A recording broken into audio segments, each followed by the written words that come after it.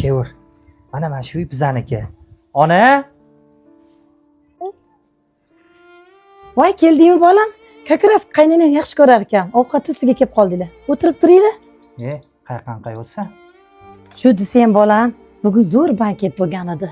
Ovqatlar shunday teyilmasdan qolib ketdi. Chiroyli qilib isitib olib kelyapman. Olinglar.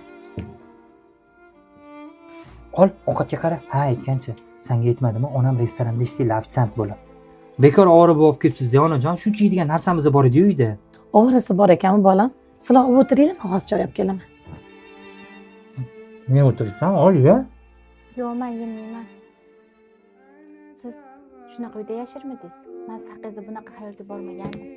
Nima deganing bu? Tushunmadim sen. Uzr, menga telefon bo'lib qoldi. To'xta, telefon emas, u budilnik chalinyapti-ku. Ha, hozir uydan telefon bo'lib qoldi. Voy qizim, choy damlagandim, ichib ketmaysizmi? Ha, bolam. Bunisi ham sinovdan o'ta olmadimi? Aka, uy nima bo'ldi? Hozir aka, bir minut chiqaman o'zim. Men bu ko'yni ichkari turgan ekanman.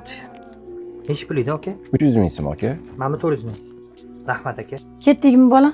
Ketdi ona. Bunisi ham sinovdan o'ta olmadimi? Siz shunaqa uyda yashirmidingiz? Senga aytmadimmi? Onam restoranda ishlaydi, ofitsiant bo'lib.